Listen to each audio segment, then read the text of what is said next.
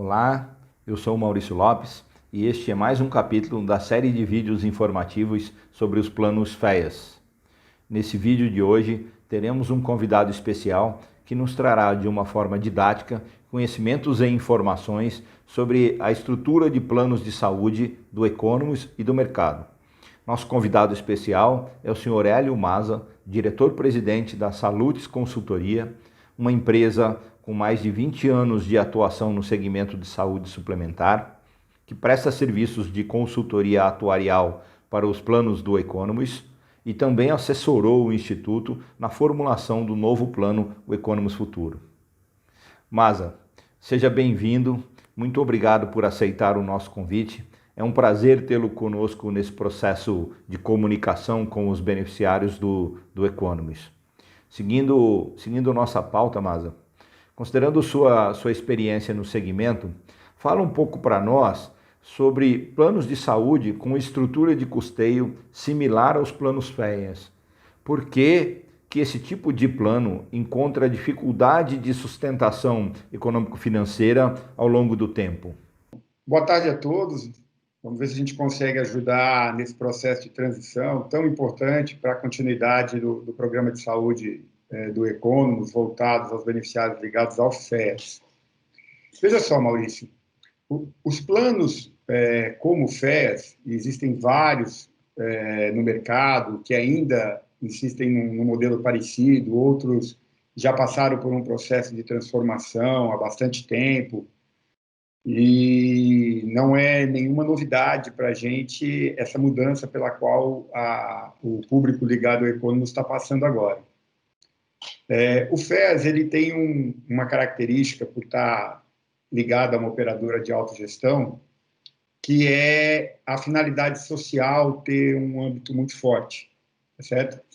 Então, quando a gente fala em instituir um plano de saúde em autogestão, principalmente na natureza do FEAS, que é um plano autopatrocinado, autossustentável, definir como este plano vai ser financiado ao longo do tempo é uma variável de grandes pontos de atenção. Veja só, o Economus não tem finalidade econômica nenhuma com essa operação, ele não ofere nenhum tipo de lucro ou resultado.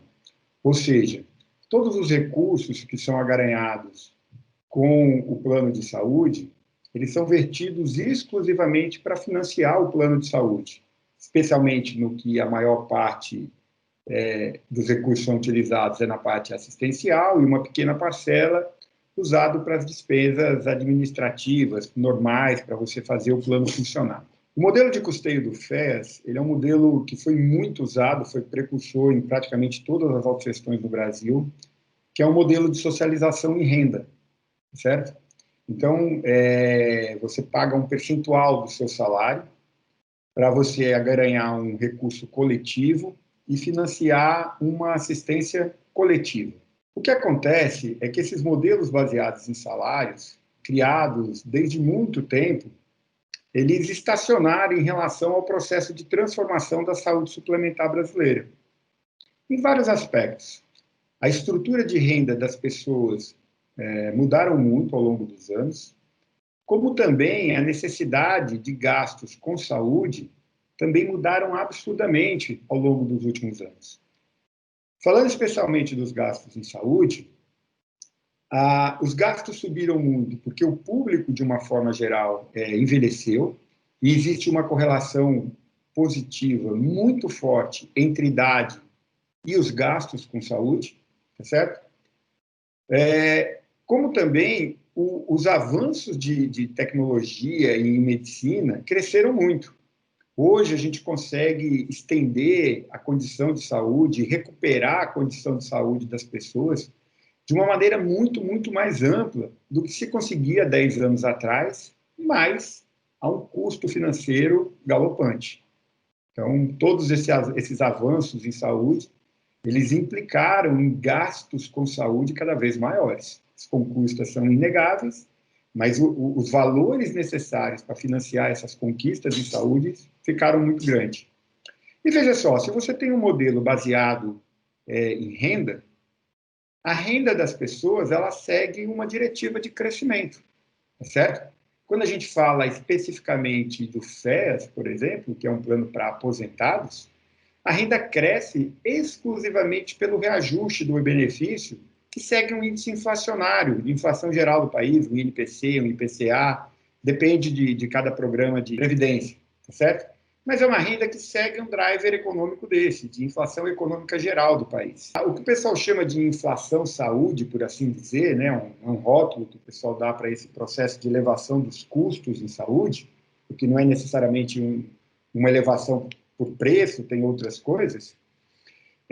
Esse indicador de elevação de custos em saúde ele é muito superior a qualquer drive econômico brasileiro. Você pega o índice da construção civil, o índice de preços em atacado, o índice geral de preços, né? Todos eles têm diretivas menores do que a elevação de gastos com plano de saúde. Se você pega, por exemplo, o índice oficial no Brasil, que é o índice da ANS para reajuste de planos individuais, que não se aplica a empresas como Economos, mas pelo menos é uma referência, os reajustes dados pelo órgão, que refletem a necessidade de sustentabilidade do setor, eles chegam a ser 3 vezes maior do que o índice acumulado de inflação no país. Então, veja só, se eu tenho um modelo que se financia por um percentual da renda que cresce a uma taxa X, só que ele tem que financiar uma outra estrutura que cresce a uma taxa 3x. Inevitavelmente, se isso funciona, ela funciona por tempo certo. Porque ela funciona porque você tem um momento que tem mais contribuição do que benefício, mas essas diferenças fazem com que ela se toquem, se encaixem, e depois ela entre numa situação deficitária. No caso exclusivo do FES, existia um elemento que dava suporte a esse princípio social de socialização em renda, né? Quem pode mais, pague mais, quem pode menos, paga menos, né? Porque esse percentual que era definido não tinha como propósito financiar o plano, ele tinha como propósito adicionar um valor, porque efetivamente o fechamento da conta se dava pela reserva financeira.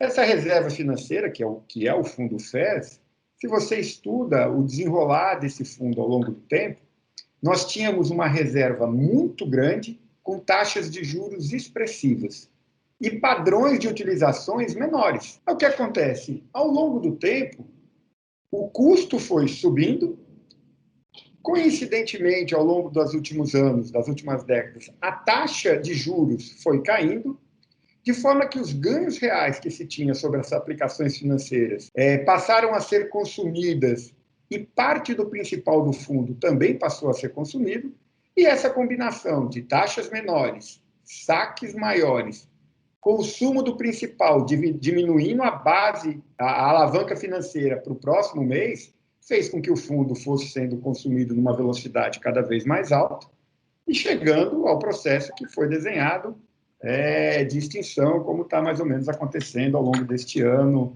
no mais tardar, nos primeiros meses do ano que vem. Ok, Maza. Muito obrigado por participar e por compartilhar conosco esses conhecimentos. São informações importantes para o processo de decisão e para esclarecimento dos nossos beneficiários. A você que assistiu esse vídeo e esteve conosco, muito obrigado pela sua atenção. Continue se informando e até o próximo.